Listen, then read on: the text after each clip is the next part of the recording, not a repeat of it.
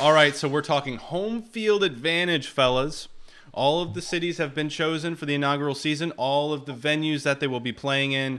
We're going to talk about, obviously, there's no players, no games have been played, so we don't know for sure, but just based off the information that we do know, what stadiums, what locations are we most excited about and think will thrive? And are there any that are concerning to us? Pastel, why don't you go ahead and get us started? Which stadiums, which locations stand out to you? So a few stand out to me just off the bat. St. Louis, the Dome for the St. Louis Battlehawks, I think will be a good one. I think Houston Roughneck Stadium, TDECU Stadium where the University of Houston plays at. I think that would be a good stadium. But the one I really want to touch on is Dallas, Globe Life Park, the Dallas Renegades when they go there. The capacity for that stadium is right around 50,000, which I think is a good number for an XFL football team. So it's not too big, not too small. It's where the Texas Rangers are currently playing. But they're going to move into a new stadium, so they're going to kind of redesign the stadium right now. Yeah, have you heard about that? Yeah, have you heard about that though? When they're starting, it's a little concerning. Well, a little, yeah. That's an understatement. Holy Coming crap! Coming in hot for opening day. Yeah, well, so fans are going to have to wear construction helmets to watch the game. But no, Bob Stoops was saying how they're going to kind of move in the third base side, kind of get that closer to like where the third base is at, but kind of just redesigned so it looks more like a football stadium and less like a baseball stadium. So they might add a few seats, but I just think one, Dallas is going to have a good fan base because it's Dallas sports. They don't really lack in that department any sport that's out there. Two, the coaching I think is just going to make the team a good team. But then three, the capacity, the location, I just think it's a great fit for. It's a good capacity. It's a unique space, right? Because it was a baseball stadium that's being converted. Yeah. They're going to be the primary tenants of this new stadium. So in that aspect alone, I think it's really cool. What we already touched on, what's concerning is they're not starting construction until October, and they are set to finish like literally a week before the season starts. Now I'm sure scheduling wise. The XFL won't schedule them a home game in the first week, but wow. I mean, you guys, anything that's being constructed, a building, a road, whatever, it always goes behind schedule. The XFL has to have some type of backup plan, don't they? Well, I'd imagine Dallas won't be playing a home game probably for the first couple weeks. Yeah, right. Wouldn't be they're on the road for at least the first 2 weeks of the season. Which is tough, though, because they're a warm weather location.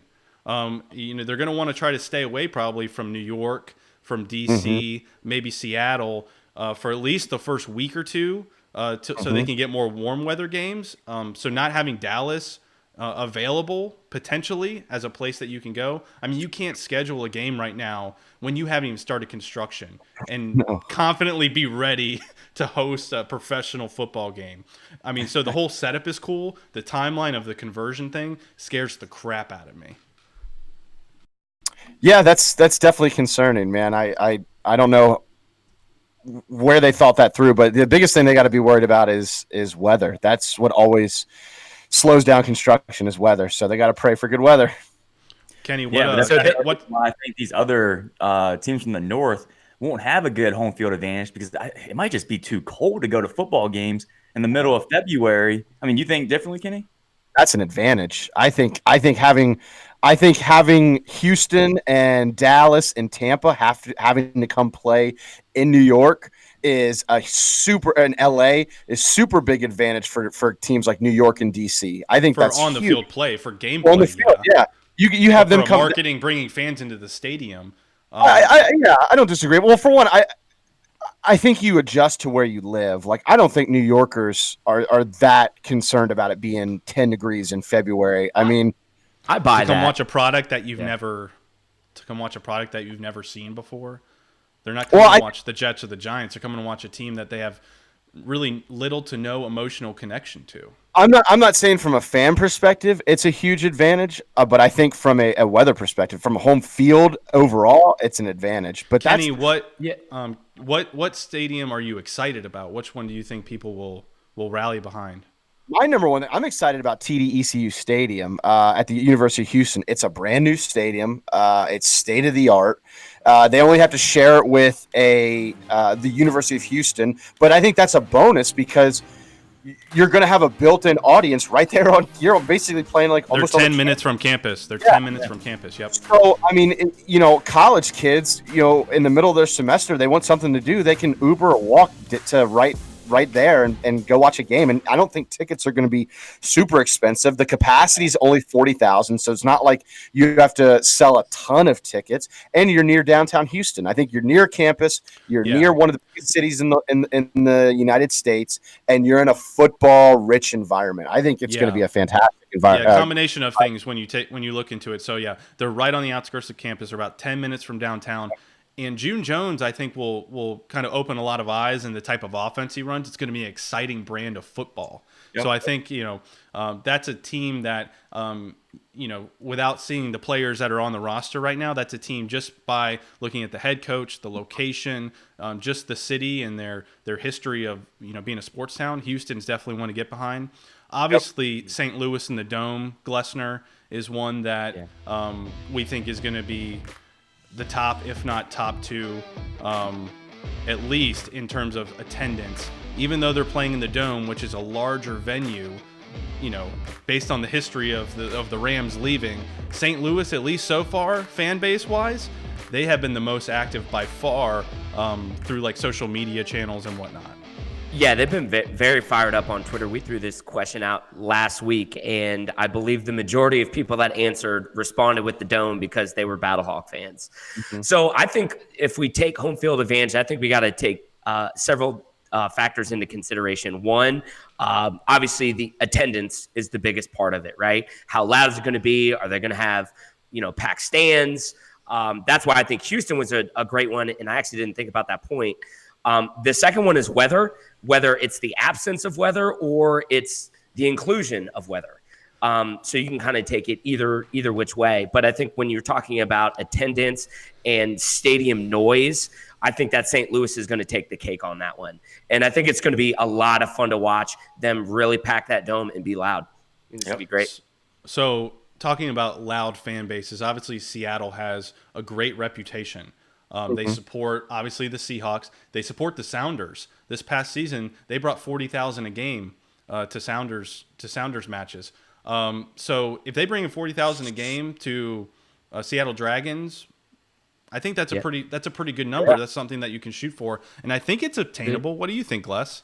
No, I think it's absolutely attainable. And just like Kenny was saying about New York and people just showing up in the cold just because that's the way of life, people in Seattle treat the rain the same way, right? So Seattle, really November all the way through April is when it rains. When you hit May time all the way to September or October time, it doesn't really rain.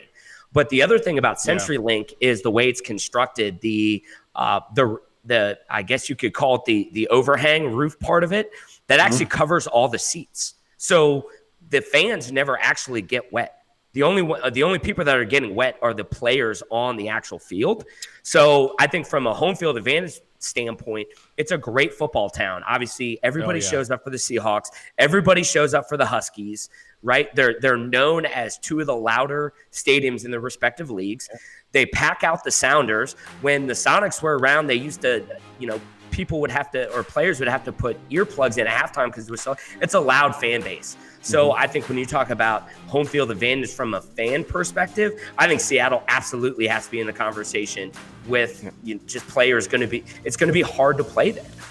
And I think fans are going to show up. They show up for all the sports, even the Mariners. The Mariners win 60-plus games a year, and they still they still are one of the better attended games in all of Major League Baseball. It's a good sports town, so I expect a lot of people to show up. Why is Seattle such a good – is there nothing else to do there? I don't think there's anything else to do. Why do people get so passionate about it's the only thing to be happy. It's the only thing to be happy about in Seattle. Well, a knock on West Coast teams usually, especially in LA, and we'll talk to them about them in a little bit.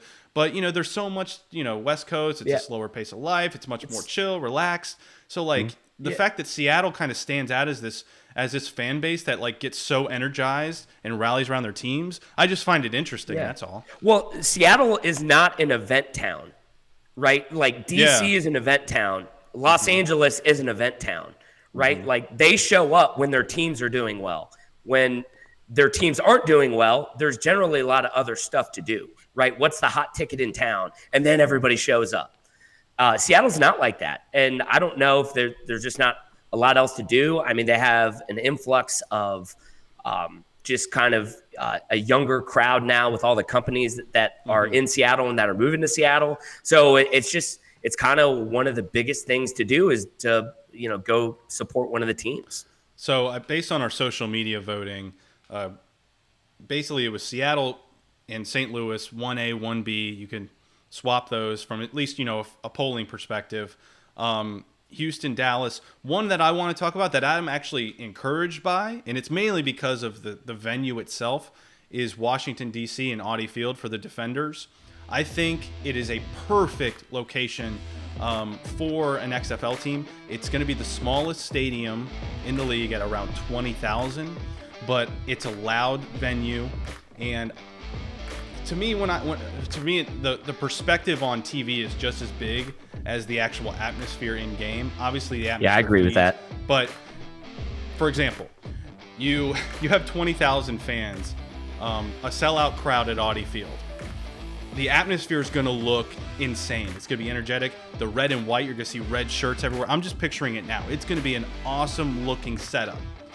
Let's travel up north to New York. You have 20,000 people in MetLife Stadium. It's going to look like nobody's there. So from a perspective, they may be bringing in the same amount of people, the same interest from the actual, fans coming to the game, but from a perspective watching from home, it's night and day difference. So that's why I'm encouraged by DC and their setup, and I'm a little worried by MetLife and the Guardians. I don't know if I'm necessarily worried about MetLife. I get it. Like even if 40,000 people show up, it's half the stadium filled. One, I think they're gonna. I mean, I don't even think they're gonna open up the upper deck. In MetLife. Yeah, they're gonna have a lower bowl. Yeah. And so they'll adjust to that for TV. Like they're not going to have cameras set up to view the upper deck. Like it's going to look full on TV as long as they're selling out the bottom bowl. The TV can play games and tricks with their cameras and make it look more full than it is. But I think you get 30, 40,000 people in MetLife. It's loud enough because they're in the main bowl. They're not spread out. They're going to be condensed in the lower bowl. And I do think when you think of home field advantage, you have to take account weather. They're going to have a massive weather advantage, and I think they're going to construct their roster to do so, and they constructed a coach who runs more of a slower paced pro style offense because you're not going to be able to wing the ball around 50 times a game. So I think weather's going to play a huge factor as an advantage for the Guardians. We're going to see a lot of snow games up there. I think it's going to be interesting. For sure. I would love to see a snow game on opening weekend. How awesome would that be, fellas? Cool. I mean, everybody would get so fired up. Anybody who loves football would turn that game on. Dude, I'm telling you. If there's like 6 inches of snow on the field that they're like shoveling off at halftime, like I think that would be a massive win for the XFL. Anyone who's listening to this, go look up Eagles-Lions snow game. I was at that game. I was there in person. It snowed like 8 inches in a matter of 2 hours. It was the craziest environment I've ever been in for a sporting event. It was so fun. And I mean, Calvin Johnson gets up, his face mask is full of snow. They couldn't throw the ball more than 20 yards. That's probably the moment he decided, I'm retiring. I'm done with this crap. They couldn't throw the ball more than 25 yards downfield. Like, it was like playing in the backyard. Obviously, I don't want to see every game like that, but I think we're going to have the good fortune of seeing a few games like that in New York, and that's a big advantage. Teams like Houston, LA, Tampa, Dallas are going to go in there, and they're going to be thrown because they're warm weather, high octane offenses who are going to be grounded by snow. It'll be interesting to see how, especially New York and DC, construct their teams based on, because they know that the weather for the first month to month and a half of the season, and the coaches and their style of play, the more pro style attacks. It'll be interesting to see how that goes. But I want to go across to the West Coast, LA. There's pros and cons to this one, so I'm interested to see what you guys think. They're playing in a smaller venue in Dignity Health, 27,000, so that's good. But we all know how LA is. There's so much to do. There's so much going on. I mean, the Chargers and the Rams are like, especially the Chargers, because Chargers playing Dignity Health, right? They're like they do for the new stadium. They have problems getting people to their games. So how is LA going to support an XFL team? They're dragging behind their last place in merchandise sales right now. I mean, I'm excited about how they're interacting on social media, but the team and the management in LA, they have their work cut out for them. I think across the landscape of sports, Los Angeles has always kind of been that golden nugget, right? That, hey, if we can capture the LA market, we get all these TV dollars, we get all these eyeballs. And I think that's what enamored XFL leadership to put a team there saying, hey, man, if we could just get this going, this would be massive for the league.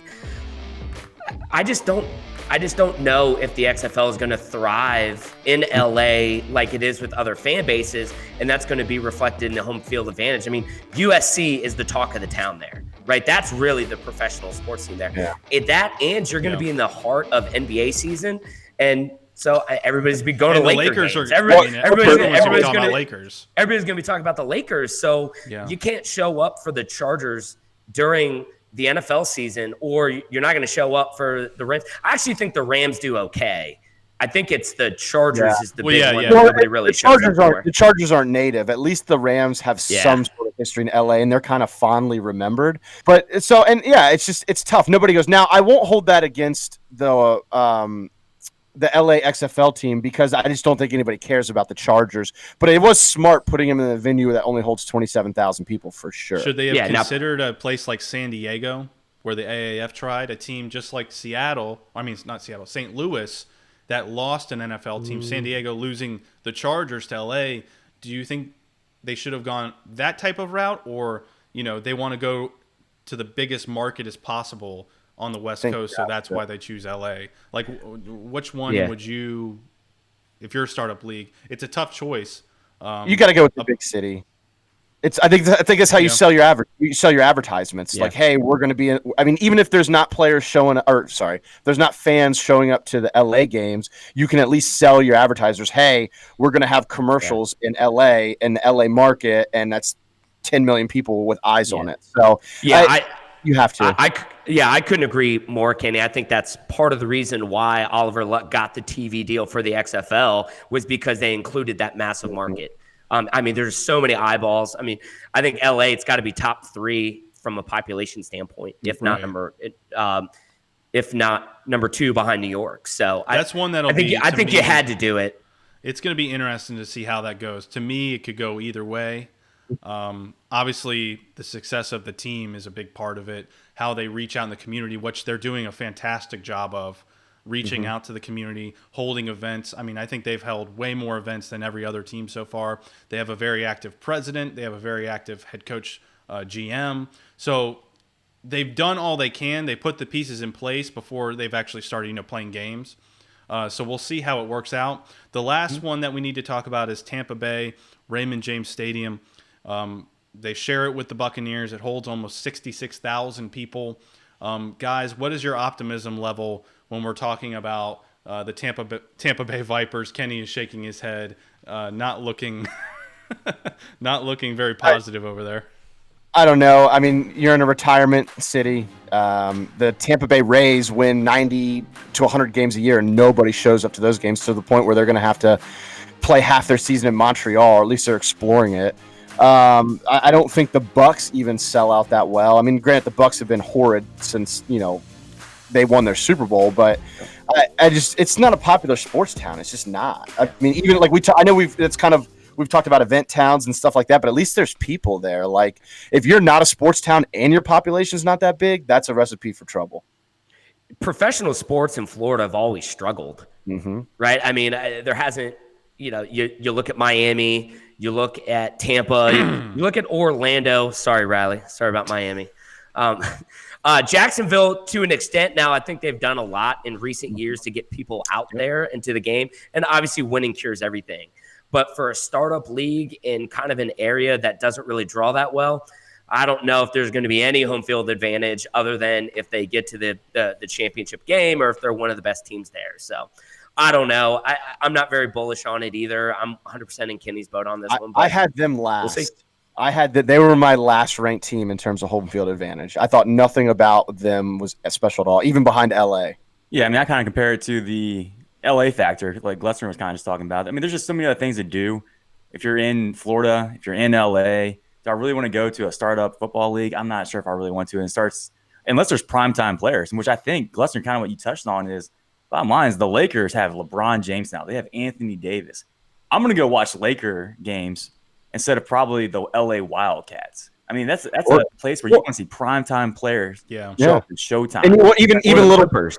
Even little brother, the Clippers. Yeah, right. You got Kawhi, Paul George. Yeah. So, like, I will say, I don't though, think LA that thing's gonna work. The experiment is going to work because there's just too many primetime players playing other sports that I'd rather go watch. And then Tampa, they've got their work cut out for them. I mean, I will say like, LA, I believe LA supported the XFL team the first go around. They had a pretty solid attendance record for that first, but they were the best team in the league. So and they're the only game in town other than USC or UCLA. That's true. Right. So it'll be interesting to see how it goes. I think we're all excited, obviously, about Seattle, St. Louis, Houston, Dallas. Then there's a couple that we'll see how it goes. Yeah. Well, I will say go ahead, Gless. One more point about DC too is I think you talk about location. You look at where the Skins play now, and they play in Landover, Maryland, which is a complete pain to go to. It's a pain to park. It's a pain to tailgate for a team that's obviously not very good.